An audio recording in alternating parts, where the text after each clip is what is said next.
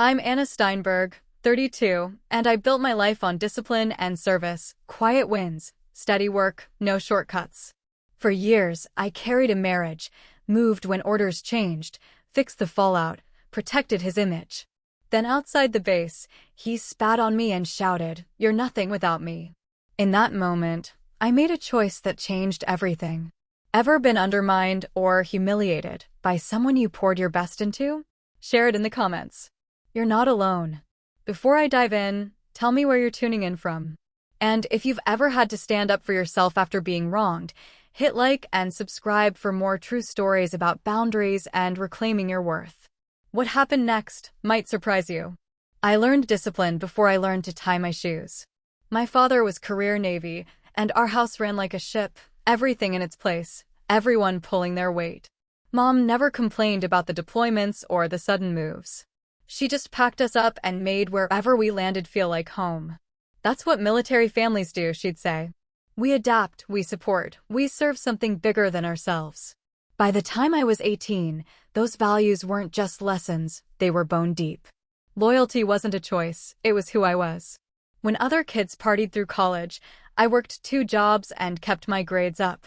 When friends complained about responsibility, I volunteered for it. I believed that if you committed to something, you saw it through. If you gave your word, you kept it. If someone needed your support, you provided it without keeping score. That's probably why I fell so hard for Brian the night I met him at that off-base bar in Virginia Beach. He was everything I thought I wanted, tall, confident, with that easy smile that made everyone in the room turn to look. He wore his uniform like it was tailored for him, and when he talked about his career plans, his eyes lit up with genuine ambition. Here was someone who understood service, who shared my values, who wanted to build something meaningful. "I'm going to make Colonel before I'm 40, he told me on our 3rd date, his hand warm over mine across the restaurant table. Maybe General if I play my cards right. But I can't do it alone. I need someone who gets it, you know? Someone who understands what it takes." I understood perfectly. I'd grown up watching my mother be that someone for my father, the steady force behind his success, the one who managed everything else so he could focus on his mission. It seemed natural, even noble. When Brian talked about our future together, I could see it clearly. The 2 of us building his career, me providing the foundation that would let him soar. The early years felt like proof that we were meant for this. I handled our finances because he was always deploying or training. I managed our social calendar because his schedule was unpredictable. When he came home stressed from exercises or frustrated with his commanding officers, I listened. When he made mistakes, forgot to submit paperwork, missed important deadlines, rubbed someone the wrong way, I helped him figure out how to fix it. "Thank God for you," he'd say, pulling me close after I'd spent hours helping him prepare for a review board or researching regulations he should have known. "I don't know what I'd do without you." I took those words as love. They felt like partnership, like we were building something together. When his first promotion came through, we celebrated like it was ours. When he got orders to a better assignment, I quit my job and followed without hesitation. This was what military wives did. This was what love looked like. But somewhere along the way, the partnership started feeling one-sided. Brian began assuming I'd handle things rather than asking. The thank yous became less frequent, then disappeared entirely. When friends complimented him on his success or his organization, he accepted the praise without mentioning my contributions. When his family visited, they talked about his achievements as if they'd happened in a vacuum. "Brian is so disciplined," his mother would say, surveying our perfectly maintained home. "Such attention to detail. No wonder he's doing so well." I'd smile and pour more coffee, pretending not to notice that Brian never corrected the assumption. He let them believe he was the one who remembered birthdays, who kept track of bills, who maintained the relationships that smoothed his path through the military's social hierarchy. I told myself it didn't matter. Results mattered. Our shared goals mattered. His success was my success, and keeping score was petty. The moves got easier because I'd perfected the system, researching new duty stations, finding housing, managing the logistics of our life while he focused on his career. The social events became routine because I'd learned exactly how to present us as the perfect military couple. I could network with other wives, charm his superiors at dinner parties, and deflect attention from his occasional lapses in judgment or protocol. I became so good at managing his image that I sometimes forgot where his reputation ended and my work began. When colleagues praised his attention to detail, I felt proud. When commanders noted his stellar record, I felt vindicated. This was what we'd built together, even if no one else could see my fingerprints on it. But fingerprints fade when no one acknowledges they exist. Slowly, quietly, Brian began rewriting our story. In his version, he was the architect of his own success. I was the supportive wife, grateful to be along for the ride. When people asked how he managed to balance such a demanding career with such a well-run personal life, he'd flash that same smile that had drawn me in years earlier. Good time management, he'd say. And luck, I guess. Some things just fall into place. I started noticing the small betrayals first, how he'd claim credit for ideas I'd suggested, how he'd tell stories about problems he'd solved without mentioning that I'd done the research or made the calls.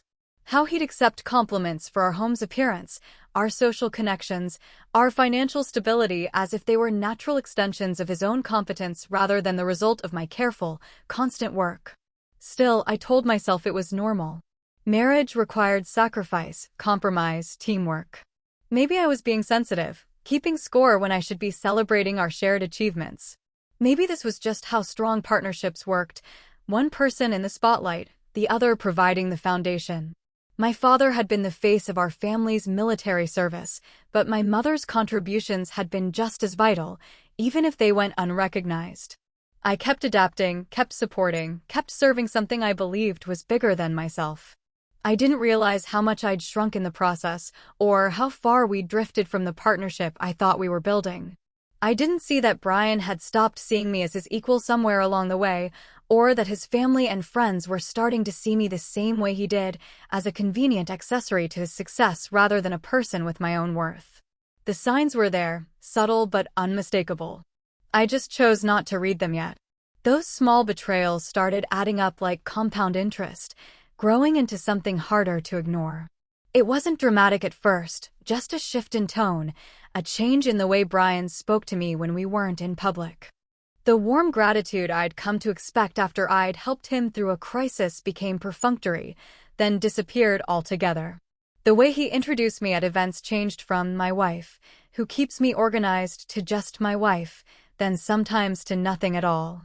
Can you believe Sarah thinks she deserves credit for Tom's promotion? His sister said during one family dinner, talking about another couple we knew. I mean, she didn't do anything except be married to him. Brian laughed, agreeing readily. I felt something cold settle in my stomach as I realized he saw no irony in the comment, no connection to our own situation. When I caught his eye across the table, hoping for some acknowledgement of my contributions to his career, he just smiled blandly and changed the subject. The joke started around that time, little comments about my dependence, my limited understanding of his real work, my simple role in his more complex life. Always delivered with a smile, always in front of others, always positioned as harmless teasing between spouses. But they stung, particularly because they inverted the truth so completely. She has no idea what I actually do all day, he'd say when friends asked about his job, as if I hadn't spent countless hours researching military regulations, helping him prepare for evaluations, and coaching him through interpersonal conflicts with his chain of command. Bless her heart, she thinks it's all parades and ceremony. His friends would chuckle knowingly, and I'd force a smile, playing the role of the naive military wife who didn't understand her husband's important, complicated work. It was easier than correcting the record and revealing how much of his success I'd actually engineered behind the scenes. Brian began assuming my support was automatic, like a utility he'd forgotten he was paying for. He'd hand me problems to solve without discussion, scheduling conflicts, social obligations, financial decisions, then present the solutions as his own work. When his commanding officer complimented him on his thorough preparation for a review board, Brian accepted the praise without mentioning the 10 hours I'd spent helping him organize his records and practice his presentation. Natural talent, he said, shrugging modestly. Some people just have it. I started feeling invisible in my own life, like a stage manager watching actors take credit for a production I'd choreographed. The people who praised Brian's discipline had never seen me up at dawn, organizing his schedule and preparing his uniforms. The colleagues who admired his attention to detail didn't know I was the one who double-checked his paperwork and reminded him of important deadlines.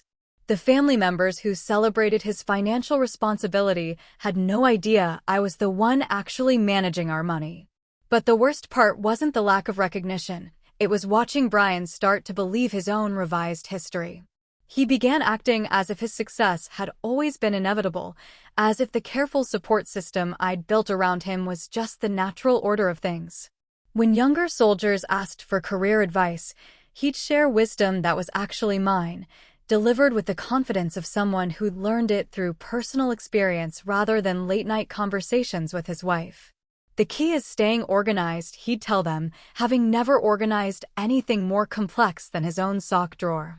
And building good relationships. People remember who they can count on. The irony was devastating, but I kept quiet. Making a scene, demanding credit, correcting the record, all of that felt petty, undignified, destructive to what we were building together. I told myself that results mattered more than recognition, that our shared success was worth more than my individual pride. His family reinforced this dynamic every chance they got, treating me with the kind of condescending affection usually reserved for pets or small children.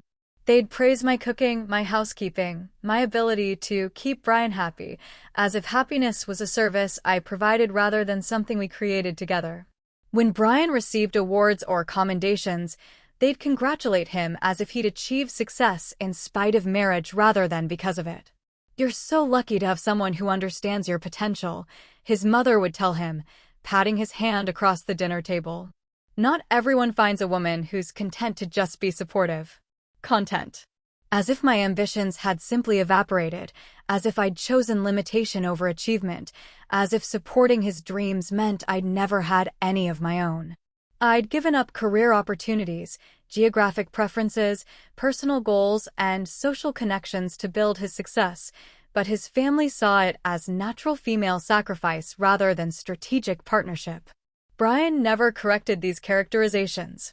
If anything, he seemed to encourage them, basking in the image of himself as the naturally gifted leader who'd married a woman wise enough to recognize his superiority. The man who'd once needed my help preparing for basic performance reviews now acted as if guidance was something he provided rather than received. The power dynamic had shifted so gradually I almost missed it, like a tide that changes everything while you're not paying attention. But by then, the imbalance was unmistakable, and I was starting to realize that my loyalty might not be as valued as I'd believed. The final humiliation came on a Tuesday morning in March, outside the main gate of Norfolk Naval Base. I'd driven Brian to work because his car was in the shop, another small service I'd provided without thinking twice. We'd been arguing during the drive about something trivial, a disagreement about weekend plans that had escalated because we were both tense about his upcoming performance review. "Just drop me here," he said as we approached the gate, his voice tight with frustration. I pulled over, expecting the usual quick goodbye, maybe an apology for the argument. Instead, Brian got out of the car, slammed the door, then turned back to face me through the open window. His expression was ugly with contempt, transformed by a rage that seemed wildly disproportionate to our minor disagreement. "You know what?" he said, his voice rising. "I'm sick of this. Sick of your attitude, sick of your constant questions, sick of pretending you have any idea what my life is actually like." Other people were starting to stare, service members heading to work, families dropping off their spouses, the usual morning crowd. I felt my face flush with embarrassment, but I kept my voice low, hoping to defuse the situation. "Brian, please. People are watching." That seemed to enrage him further. He stepped closer to the car, his face contorted with a fury I'd never seen before, and spat directly at me through the window. The saliva hit my cheek and dripped down onto my shirt, warm and shocking. "You're nothing without me," he shouted, loud enough for everyone within 50 yards to hear. "Nothing. You think you're so smart, so important, but you're just my wife. That's all you are, that's all you've ever been, and that's all you'll ever be."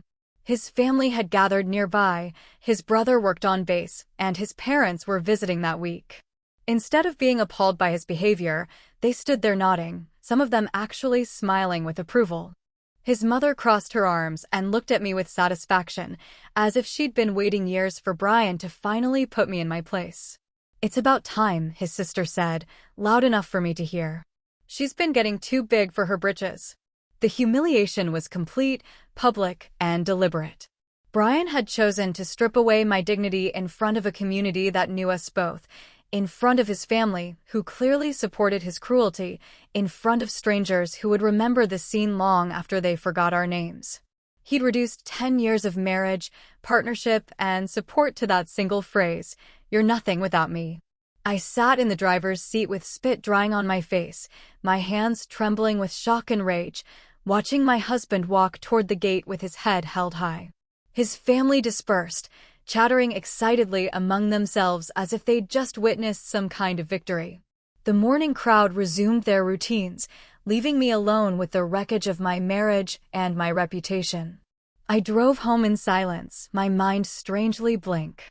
I cleaned the spit off my face and changed my shirt, moving through these actions mechanically, as if they were items on a checklist. But something fundamental had shifted in that moment outside the base. The partnership I'd believed in, the love I'd trusted, the future I'd been building, all of it had been revealed as illusion. Brian had shown me exactly how he saw me, exactly how little he valued everything I'd given him. And for the first time in 10 years, I began to wonder what I might be without him. The first thing I did when I got home was cancel my appointments for the day. I told everyone I had a stomach bug, a small lie that felt appropriate, given how nauseous the morning had left me. Then I sat in our kitchen, staring at the coffee mug Brian had left on the counter, and tried to process what had just happened. The spit had been shocking, but it wasn't really about the spit. It was about the years of accumulated disrespect, the gradual erosion of partnership, the slow transformation from valued teammate to convenient accessory. The public humiliation had just made it impossible to ignore anymore. I found myself reviewing our marriage like evidence in a case I was building against myself. Had I been too accommodating? Too willing to fade into the background? Too eager to enable his success at the expense of my own identity? The questions felt dangerous, like picking at a wound that might never heal properly if I kept disturbing it. But I couldn't stop. I thought about all the times I'd swallowed my pride to maintain peace. All the credit I'd let him take, all the work I'd done invisibly, all the dreams I deferred to support his ambitions. I thought about his family's satisfied expressions as he degraded me, as if they'd been waiting for this moment for years. My friend Janet called around noon to check on me. We'd met through the Officers' Wives Club, and she was one of the few military spouses I knew who'd maintained her own career throughout her marriage. She'd always seemed more independent than the rest of us, less willing to disappear into her husband's identity. "You sound terrible," she said when I answered the phone. "What's wrong?" I found myself telling her everything: the argument, the scene at the base, Brian's words, his family's reaction. As I talked, I realized I was crying, something I hadn't done in years. Janet listened without interrupting, making small sounds of sympathy and outrage at all the right moments. "Oh, honey," she said when I finished. "I'm so sorry." "That's absolutely unacceptable behavior. You know that, right?" Did I know that? I'd been married to a military officer for so long that I'd absorbed some of the culture's complicated attitudes about hierarchy and submission. I'd internalized the idea that supporting your spouse's career was the highest form of love, that sacrifice was noble, that partnership sometimes meant one person's needs taking precedence over the others. "I keep thinking maybe I provoked it somehow," I said. "Maybe I was being too critical, too demanding. Maybe he was just stressed about work." "Stop," Janet said firmly. "There is no excuse for what he did to you. None. Stress doesn't make you spit on your wife in public. Stress doesn't make you humiliate the person who's been supporting your career for a decade." She was quiet for a moment, then continued more gently. "Can I tell you something? Bill and I went through a rough patch a few years ago. He was getting passed over for promotions, feeling like his career was stalling. He started taking it out on me, making little comments about my work, acting like my job was a hobby compared to his real career. I'd never heard Janet talk about marital problems before.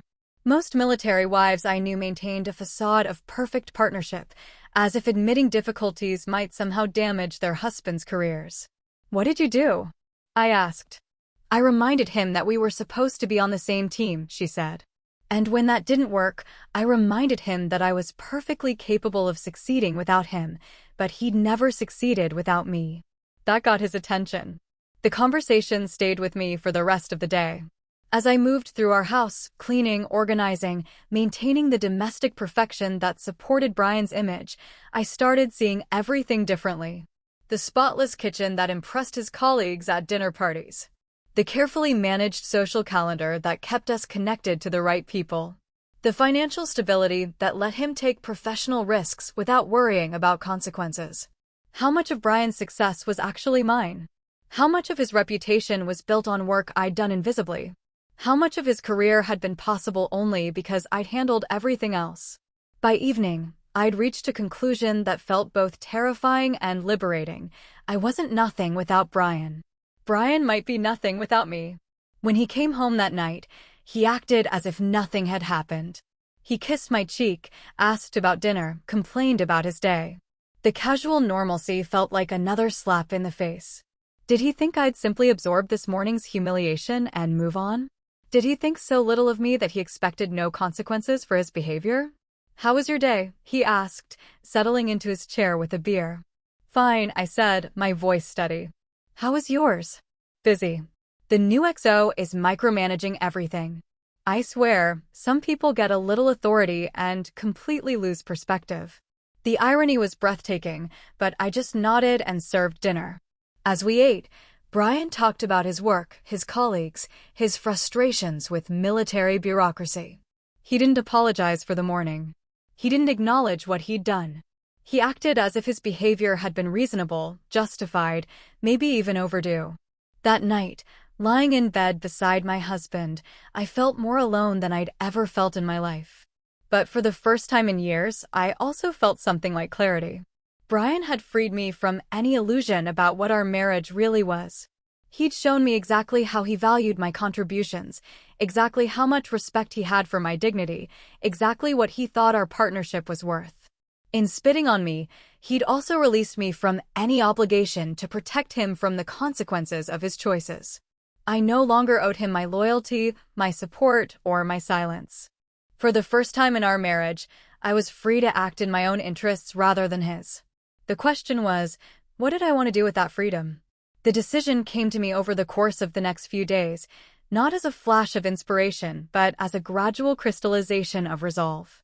I spent those days functioning normally, cooking, cleaning, maintaining our social schedule, but underneath the routine, I was calculating. I was remembering. I was preparing. Brian seemed to think the matter was closed. He'd asserted his dominance, put me in my place, and now we could return to normal. He was cheerful at breakfast, affectionate in the evenings, confident in his dealings with colleagues and friends. If anything, he seemed more relaxed than he'd been in months, as if the confrontation had relieved some internal pressure. But I was remembering things. I was remembering the incident 2 years ago when Brian had failed to submit a required report on time, and how I'd spent a weekend researching regulations and precedents to help him craft an explanation that wouldn't damage his record. I was remembering the commanding officer's wife who'd disliked Brian for unclear reasons, and how I'd spent months cultivating a friendship with her, slowly changing her opinion through careful social maneuvering. I was remembering the financial mistakes Brian had made early in our marriage, the credit problems, the missed payments, the poor investment decisions, and how I'd spent years quietly fixing his credit and building our financial stability. I was remembering all the times I'd smoothed over his social missteps, deflected criticism, or provided information and insights that had helped him navigate military politics. Most importantly, I was remembering the conversation I'd overheard 6 months earlier, when Brian's current commanding officer had been discussing personnel decisions with another senior officer at a dinner party. They'd been standing near the kitchen, talking quietly, but I'd heard every word. Brian is solid, the CO had said. Good officer, reliable, detail-oriented. But he's got some blind spots. Nothing major, but he tends to miss interpersonal dynamics, doesn't always read situations correctly. He's lucky to have such a sharp wife. She's been invaluable in helping him navigate some tricky situations. At the time, I'd felt proud hearing that recognition, even secondhand. Now, I realized it was valuable intelligence. Brian's commanding officer knew exactly how much I contributed to his success. More importantly, he'd be interested in knowing about any behavior that might reflect poorly on Brian's character or judgment. I'd also been thinking about the security clearance renewal process Brian was going through. It was routine, something that happened every 5 years for officers at his level, but it involved extensive background checks, interviews with family members and colleagues, and a thorough review of personal conduct. Questions about domestic violence, financial problems, or behavior that might make someone vulnerable to blackmail or coercion. The timing was perfect. The investigation was already underway, which meant investigators were already asking questions about Brian's character and conduct. All I had to do was make sure they had complete information to work with. On Friday morning, I made a series of phone calls. First to Janet, asking for the name of her lawyer, not for divorce proceedings, I explained, just for some general advice about my rights and options. Then to the base's Family Readiness Group coordinator, asking about resources for military spouses dealing with domestic issues. Finally, to the Security Clearance Investigation Office, asking to schedule an interview to supplement my husband's background check. I want to make sure you have all the relevant information, I told the investigator who called me back. There have been some incidents lately that might be relevant to his clearance determination. The investigator was polite, professional, interested. We scheduled a meeting for the following Tuesday. I would tell him about Brian's behavior at the base, about his family's reaction, about the pattern of disrespect and entitlement I'd observed. I would provide context about our financial situation, about the support I'd provided for his career, about his tendency to take credit for work he hadn't done. I wouldn't exaggerate or lie.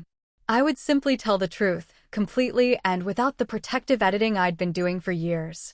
I would let the investigator draw his own conclusions about whether this information raised concerns about Brian's character, judgment, or reliability. That evening, Brian came home excited about something that had happened at work. His commanding officer had complimented him on his preparation for an upcoming inspection, noting his attention to detail and thorough understanding of complex regulations. He said I was exactly the kind of officer the Navy needs more of, Brian told me proudly. Disciplined, knowledgeable, reliable. He's recommending me for early promotion consideration. I smiled and congratulated him, then excused myself to finish dinner preparations. As I worked in the kitchen, I thought about Tuesday's appointment, about the investigator's questions, about the conversation that would determine whether Brian's security clearance would be renewed. For the first time since that morning at the base, I felt something like peace. Not happiness. This wasn't about happiness. But satisfaction, maybe. The satisfaction of knowing that actions have consequences, that choices matter, that respect isn't optional in a marriage. Brian had shown me exactly who he was and exactly what he thought of me. Now I was going to show him exactly what I was capable of when I stopped protecting him from himself. Tuesday morning came sooner than I'd expected, but I was ready. I'd spent the weekend organizing my thoughts, gathering documents, and preparing for questions I knew the investigator would ask. I dressed carefully, professional but not formal, approachable but serious, and drove to the appointment with steady hands and clear purpose. The investigator was a middle-aged woman named Patricia Chin, with kind eyes and a manner that put me immediately at ease. Her office was small and cluttered with case files, but she'd arranged 2 comfortable chairs facing each other and had coffee waiting when I arrived. "Thank you for reaching out to us," she said as we settled into our chairs. "It's not uncommon for family members to have additional information that helps us get a complete picture of a candidate's background and character. Why don't you start by telling me about your concerns?" I began with the incident at the base, describing it factually and without editorial comment.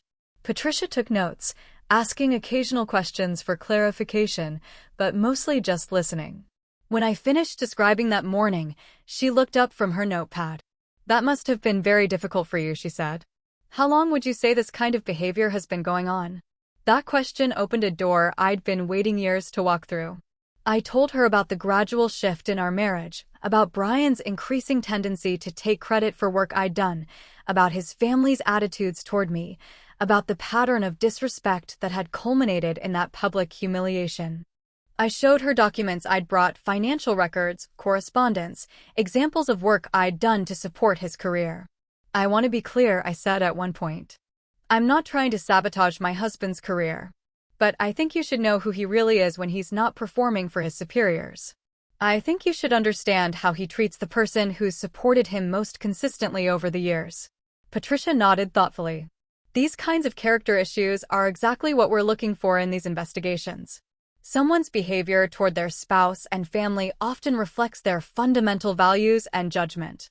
How they handle power, how they treat people who can't retaliate, whether they're honest about their own limitations." We talked for 2 hours. Patricia asked about Brian's financial decisions, his relationships with colleagues, his handling of stress and setbacks. I answered every question honestly, providing context I'd never shared before, describing patterns I'd been too loyal to acknowledge previously. "Is there anything else you think we should know?" Patricia asked as our meeting wound down. I thought about that question carefully.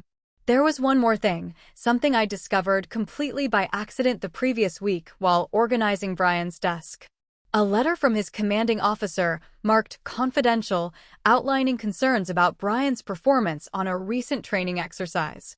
The letter mentioned poor judgment, inadequate preparation, and leadership failures that had compromised his unit's effectiveness. Brian had never mentioned this letter to me, never asked for my help in addressing the concerns it raised. He'd simply hidden it away and continued acting as if his career was progressing smoothly. But if he was being considered for early promotion, his superiors deserved to know that his own commanding officer had serious reservations about his capabilities. I mentioned the letter, describing where I'd found it and what it contained. Patricia made additional notes, thanked me for my thoroughness, and assured me that all information would be handled confidentially. "The investigation process typically takes 4 to 6 weeks, she said as I prepared to leave. "Your husband will be notified of the decision through his chain of command. Is there anything else you need from us? Resources, support services, referrals?" I thanked her but said I had everything I needed. As I walked back to my car, I felt lighter than I had in years. Not because I'd betrayed my husband, I'd simply told the truth. Not because I was seeking revenge, I was seeking accountability. I'd spent a decade protecting Brian from the consequences of his choices, managing his reputation, covering his mistakes. Now, for the first time, he would face judgment based on who he actually was rather than the image I'd helped him create. The next 3 weeks passed normally on the surface. Brian continued his routine, confident in his career trajectory and secure in his assumption that I'd absorbed his cruelty without consequence. He mentioned the background check investigation occasionally, always in the context of routine procedures that would confirm his suitability for continued clearance. "Just a formality," he'd say dismissively. "They have to go through the motions, interview family members, check references. It's actually kind of flattering that they're being so thorough. Shows how serious they are about my promotion potential." I nodded and smiled, maintaining the supportive facade that had defined our marriage for so many years. But underneath, I was waiting. I was watching. I was preparing for the moment when Brian would discover that choices have weight, that respect isn't optional, that the person he'd dismissed as nothing might be more substantial than he'd realized. That moment came on a Thursday evening in April, 3 weeks and 2 days after my meeting with Patricia Chin. The call came at 7:47 p.m., just as we were finishing dinner. Brian answered with his usual confident tone, expecting routine communication from his command. I watched his face change as he listened, saw the color drain from his cheeks, watched his confident expression transform into confusion, then shock, then something approaching panic. "I don't understand," he said into the phone. "There must be some mistake. Can you explain what specific concerns?" "Yes, sir. Yes, sir, I understand. Tomorrow morning at 0800. "Yes, sir." He hung up and sat in silence for several minutes, staring at the phone as if it might ring again with better news. When he finally looked at me, his face was pale and his hands were trembling slightly. "My security clearance has been revoked," he said, his voice hollow with disbelief.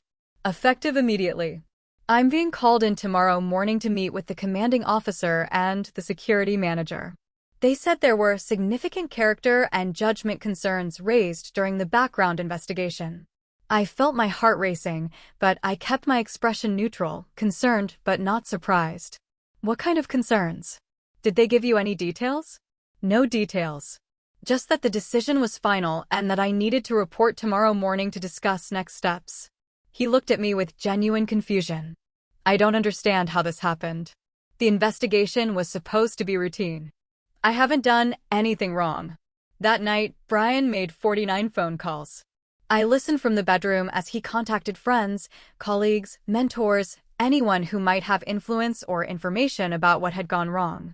He called his father, his brother, his former commanding officers. He called the security office, the personnel department, the base legal office. No one had answers.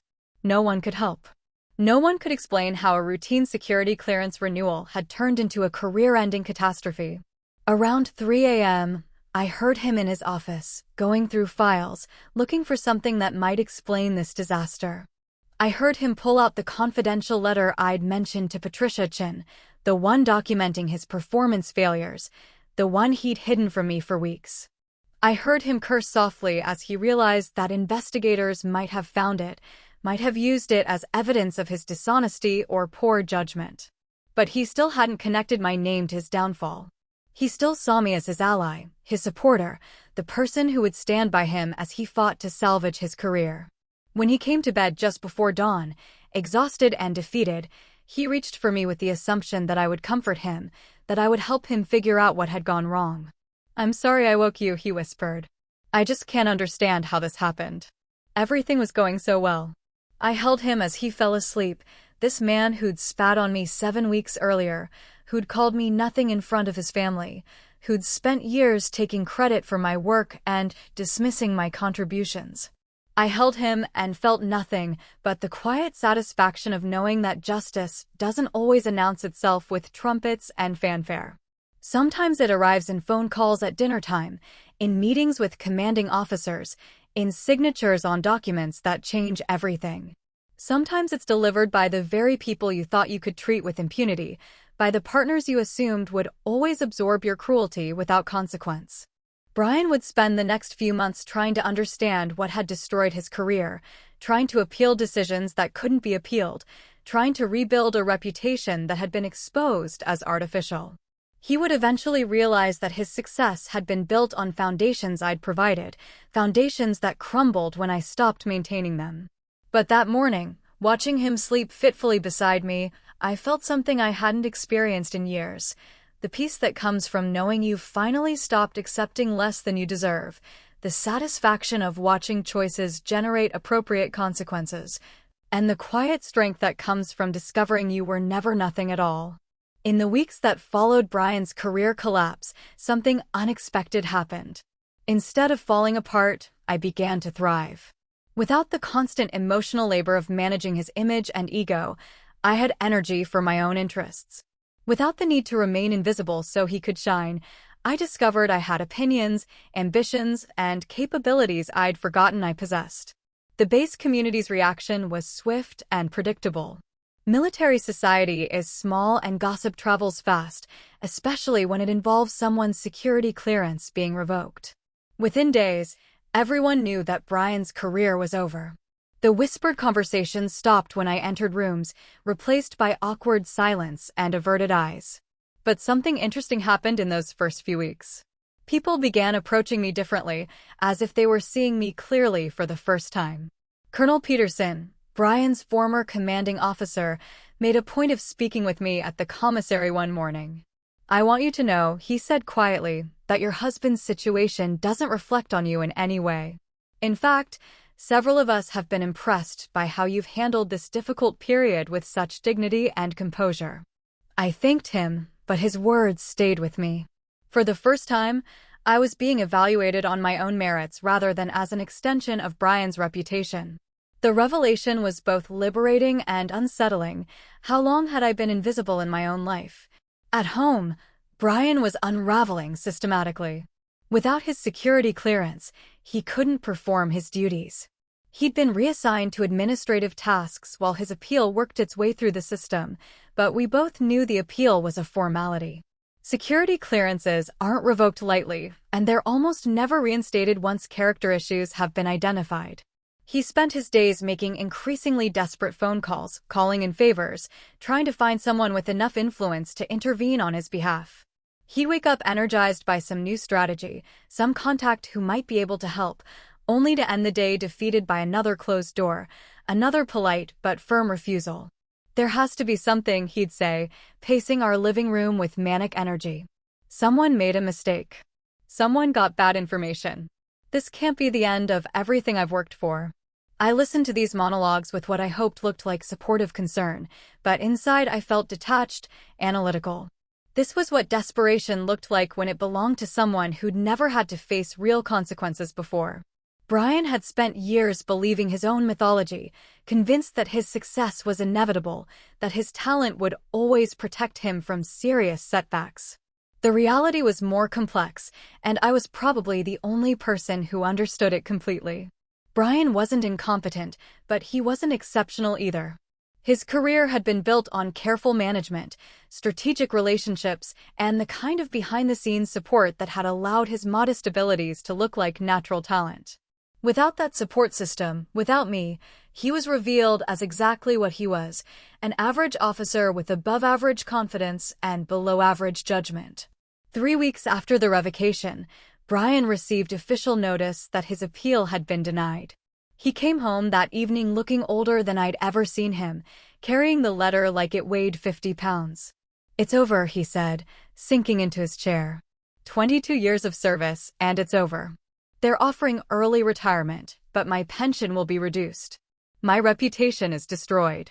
No one in the civilian sector will want to hire someone whose security clearance was revoked for character issues." For the first time since this began, he looked directly at me, really looked at me, as if he was seeing me as a separate person rather than an extension of himself. "I don't know what we're going to do," he said. "I don't know how we're going to survive this." The "we" was interesting. For months, Brian had been so focused on his own crisis that he'd barely acknowledged my existence. Now, suddenly, he needed me again. Now, when his career was destroyed and his options were limited, he remembered that marriage was supposed to be a partnership.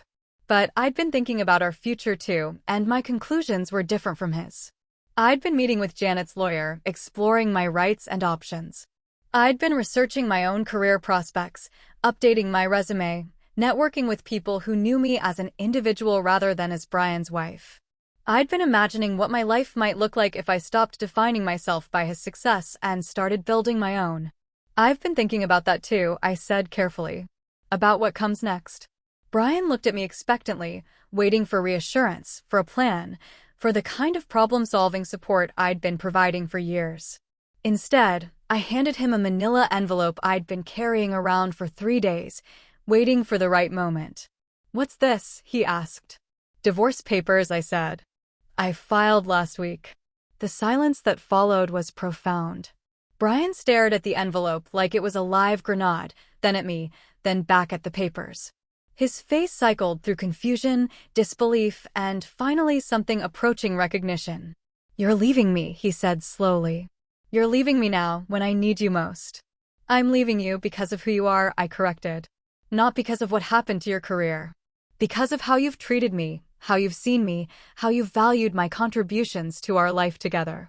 I thought about that morning at the base, about his spit on my face, about his family cheering as he humiliated me publicly. I thought about years of invisible work, unacknowledged contributions, and gradual erasure of my identity. "You told me I was nothing without you," I said. "You were wrong about that. But it took me a while to figure out what you might be without me." Brian set the papers on the coffee table with shaking hands. When he looked up at me again, his expression had changed. For the first time in years, I saw something that might have been respect in his eyes, or at least recognition. "You did this," he said quietly. "You're the reason my clearance was revoked. You talked to the investigators." I didn't deny it. There was no point in lies now, and I wasn't ashamed of what I'd done.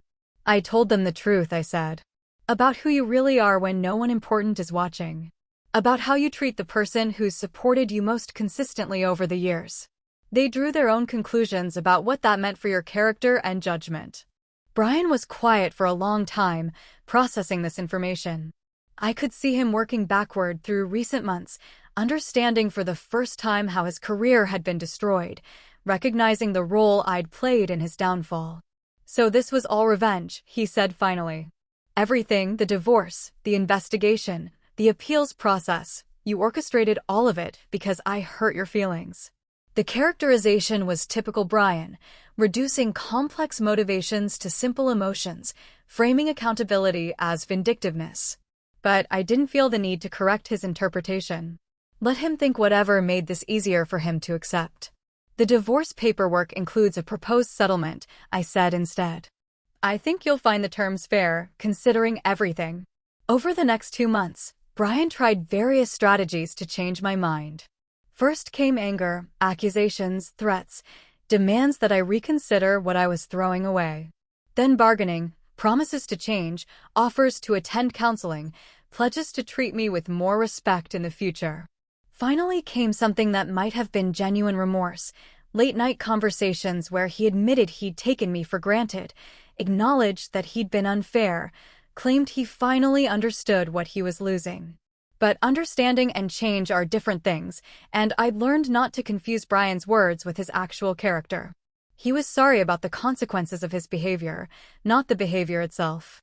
He was grieving the loss of my support, not regretting how he'd treated me when he'd thought that support was guaranteed. The divorce was finalized on a Tuesday morning in August. Brian didn't contest the settlement, partly because he couldn't afford extended legal fees, but mostly because he knew I had information that could make his post-military transition even more difficult. We divided our assets equitably, and I kept the house until it sold. He moved into a small apartment across town and began the process of rebuilding his life, without the career that had defined him for 2 decades. I felt lighter walking out of that courthouse than I had in years. Not vindicated. Vindication implies you've been wronged and then proven right. This felt more like completion, like a long overdue accounting had finally been settled. Brian had shown me who he really was, and I'd responded accordingly. The consequences were proportional to his choices, and I'd finally stopped accepting responsibility for managing those consequences. 6 months later, I ran into his mother at the grocery store. She looked older, more fragile than I remembered, and when she saw me, her face crumpled with something between grief and anger. "You destroyed him," she said, her voice shaking. "He's working at a hardware store now, making $12 an hour. 22 years of service, and he's selling paint and lumber to make ends meet. You destroyed his life because he had one bad day." I thought about responding, about explaining that spitting on your wife in public wasn't one bad day, but the culmination of years of disrespect and entitlement. I thought about describing the pattern of behavior that had led to that moment, about the investigation that had revealed character issues serious enough to revoke a security clearance. Instead, I just nodded sympathetically and moved on. Brian's mother would never understand that choices have consequences, that treating people badly eventually costs more than you expect to pay. She would always see me as the villain in this story, the ungrateful wife who'd abandoned her husband when he needed her most. But I knew the truth was more complex. I hadn't destroyed Brian. I'd simply stopped protecting him from himself. I hadn't been vindictive. I'd been honest about who he was when no one important was watching. I hadn't abandoned him in his time of need. I'd finally acknowledged that my needs mattered too. The woman who'd sat silently while her husband spat on her was gone, replaced by someone who understood her own worth and refused to accept less than she deserved. That transformation hadn't happened overnight, and it hadn't happened without cost. But it had happened, and it was irreversible. Walking to my car that day, I thought about the morning that had started all of this, the argument, the spit, the family members cheering as Brian humiliated me publicly. He'd intended to put me in my place, to remind me how dependent I was on his success and status.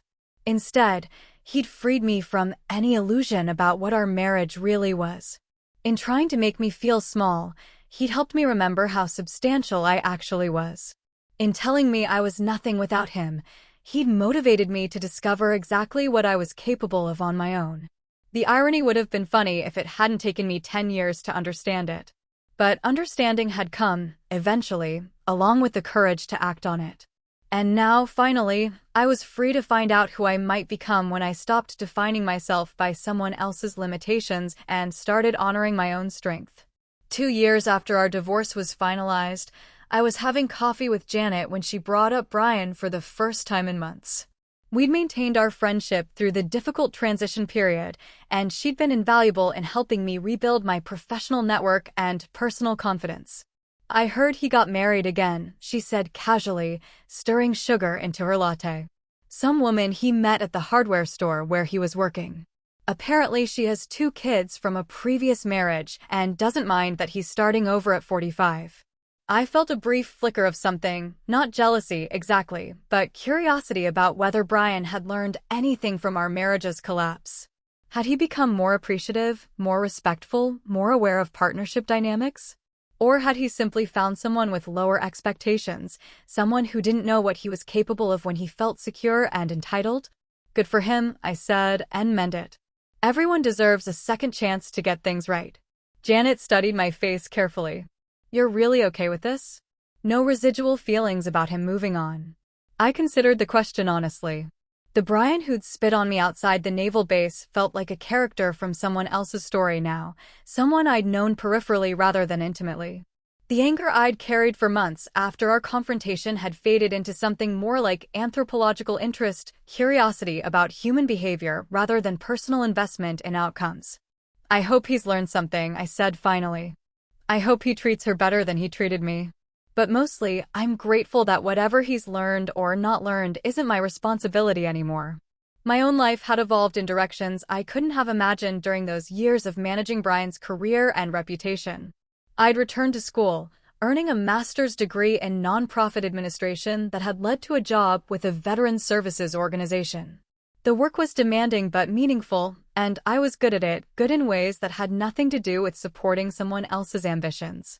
I'd also started dating, tentatively at first, then with more confidence as I remembered what it felt like to be valued for my own qualities rather than my willingness to remain invisible. The men I met now knew me as an independent professional with my own interests and achievements, not as someone's supportive wife whose identity was entirely derivative. "You seem different," Janet said, echoing something several people had mentioned over the past year. "More yourself, if that makes sense. More present." It did make sense. For years, I'd been living my life at one remove, experiencing everything through the filter of how it might affect Brian's career or reputation. I'd been so focused on managing his image that I'd forgotten I had my own image to develop, my own goals to pursue, my own relationships to nurture. The divorce had forced me to rediscover who I was when I wasn't defining myself by someone else's needs and limitations. The process had been difficult, lonely at times, frightening when I'd realized how much of my identity had been tied to my role as a military wife, but ultimately liberating in ways I was still discovering. That afternoon, walking through the downtown area where I now worked, I passed the naval base where Brian and I had lived for 3 years. The sight of the main gate triggered a brief memory of that March morning when everything had changed, the argument in the car, the spit on my face, his family's approving laughter. But the memory felt distant now, like something that had happened to someone else. The woman who'd sat in that car, absorbing humiliation and planning how to minimize the incident's impact on her husband's career, was gone. In her place was someone who understood that dignity isn't negotiable, that respect isn't optional, and that partnership requires actual partnership rather than one person's consistent sacrifice for another's benefit. I'd learned that choosing yourself isn't selfish when the alternative is disappearing entirely. I'd learned that holding people accountable for their behavior isn't vindictive when you do it honestly and proportionally. I'd learned that ending something toxic isn't failure when staying would require accepting treatment you don't deserve. Most importantly, I'd learned that being nothing without someone was only true if you chose to make it true. Brian had been wrong about what I was capable of, wrong about what I was worth, wrong about what I would tolerate indefinitely. His mistake had been assuming that his view of me was the only one that mattered, that his needs were automatically more important than mine, that his career gave him license to treat me however he wanted. The real irony was that in trying to diminish me, he'd forced me to discover just how substantial I actually was. In spitting on me, he'd freed me from any obligation to protect him from consequences. In calling me nothing, he'd motivated me to prove exactly how much something I could be when I stopped accepting his definition of my worth. Walking away from that base for what I knew would be the last time, I felt something I'd never experienced during my marriage: complete peace with my choices, complete confidence in my worth, and complete ownership of my own future. It had taken years to reach this point, but the journey had been worth every difficult step. The woman who'd once believed her husband's success was more important than her own dignity was gone, replaced by someone who understood that the most important relationship you can have is the one with yourself, and that no partnership is worth preserving if it requires you to become less than who you really are. 3 years after that final walk past the naval base, I received an unexpected phone call. The caller ID showed a number I didn't recognize, but the voice was familiar: Brian's brother, David, whom I hadn't spoken to since the divorce proceedings.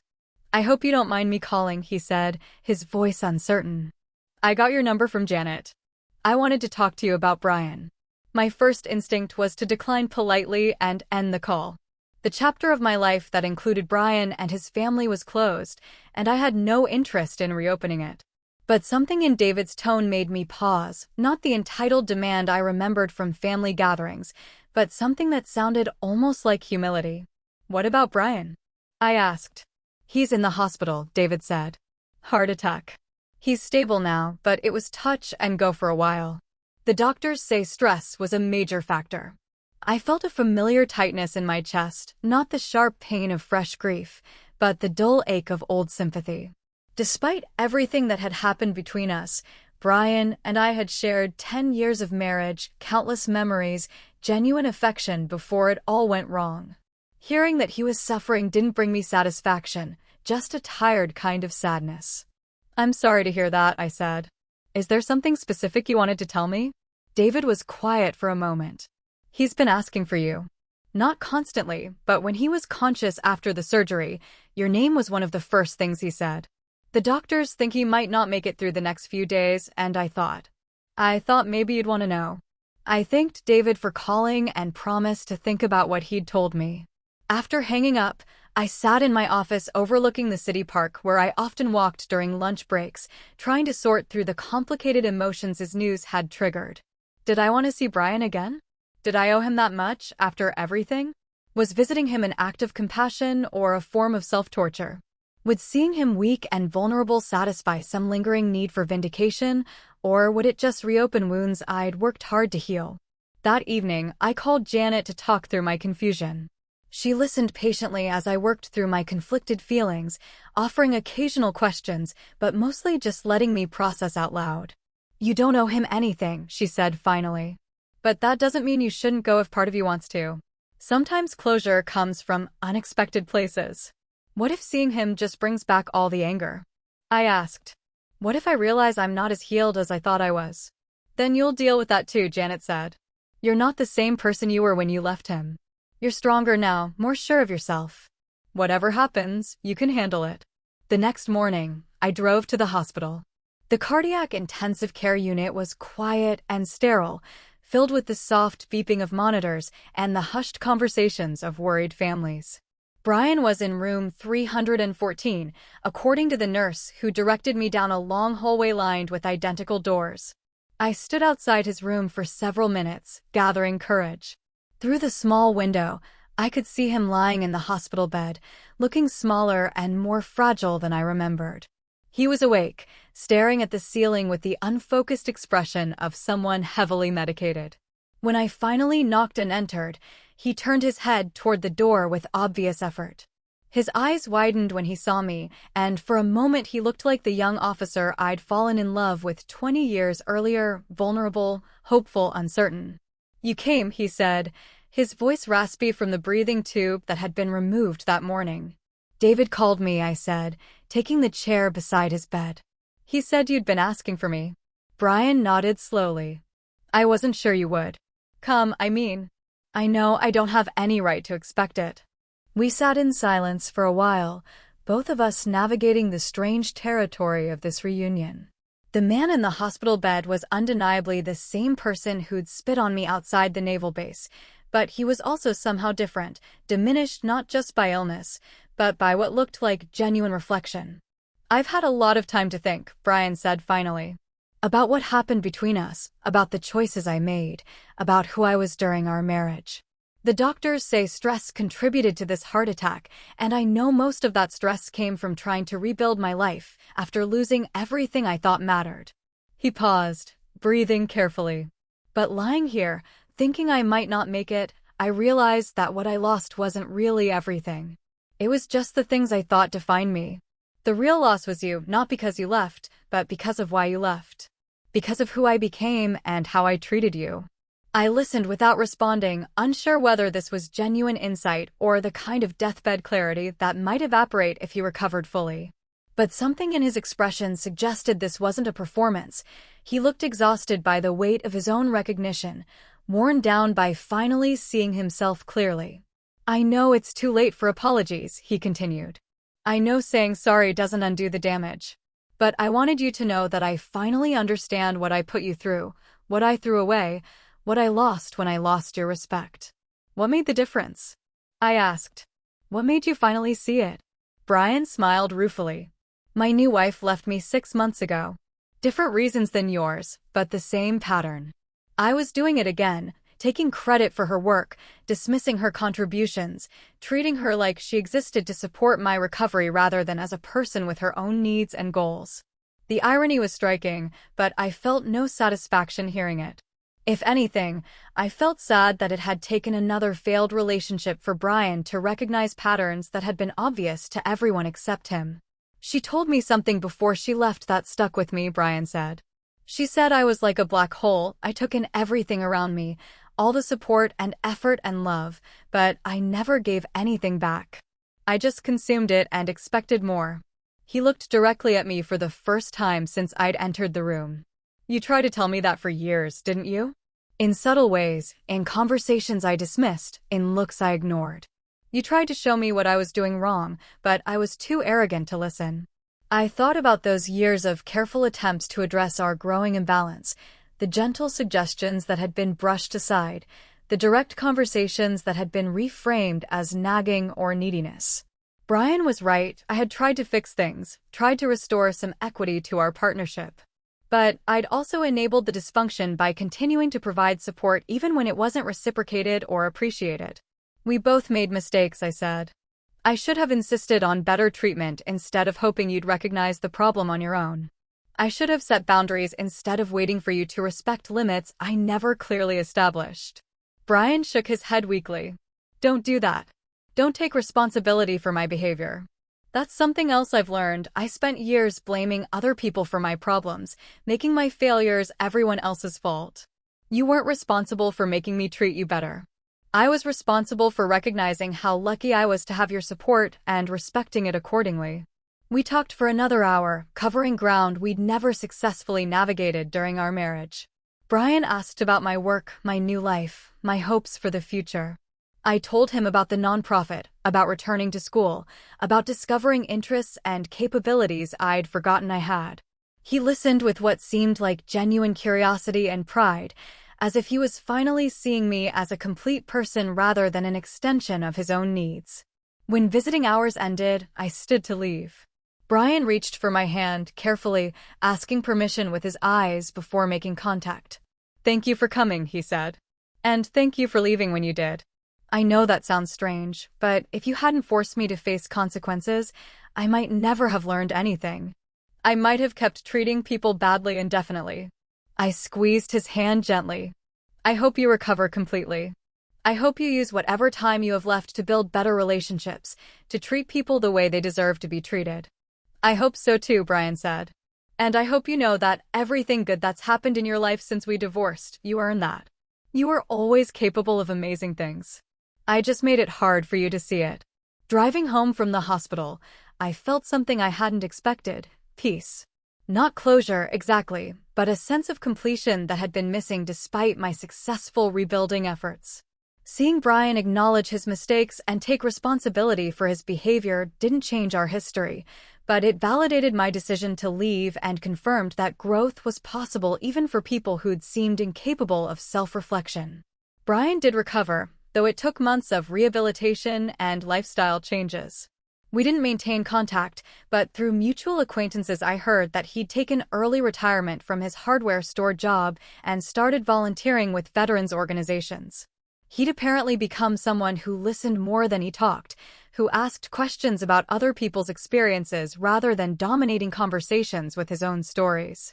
Whether this transformation was permanent or temporary, I couldn't say. People can change, but they can also revert to old patterns when circumstances allow it. What mattered was that Brian had finally seen himself clearly enough to acknowledge the damage he'd caused, and I'd been strong enough to hear his acknowledgement without needing it to define my worth or validate my choices. The woman who'd sat in that hospital chair, listening with compassion but without dependence, was someone I'd never been during our marriage. She was someone who could extend forgiveness without forgetting boundaries, who could offer understanding without accepting responsibility for someone else's failures, who could feel sympathy without losing sight of her own needs and priorities. That hospital visit became the true end of my marriage to Brian, not the legal divorce or the geographical separation, but the moment when I could see him as a flawed human being struggling with his own limitations rather than as the source of my problems or the measure of my worth. In finally taking responsibility for his behavior, he'd freed me from any lingering sense that I should have tried harder, done more, been more patient or understanding or forgiving. I left that hospital knowing with absolute certainty that I'd made the right choice in leaving, that I'd built a better life than anything I could have achieved by staying, and that the woman who'd once defined herself through someone else's success had become someone worth knowing in her own right. That was the moment I realized I was never nothing without him. I was more than enough on my own. Have you ever had someone try to tear you down after you gave them everything? How did you handle it? Would you have stayed silent like I did that day, or spoken up on the spot? Drop your story in the comments. I want to hear from you. And if you believe respect isn't optional in any relationship, hit like and subscribe for more true stories about setting boundaries and reclaiming your worth.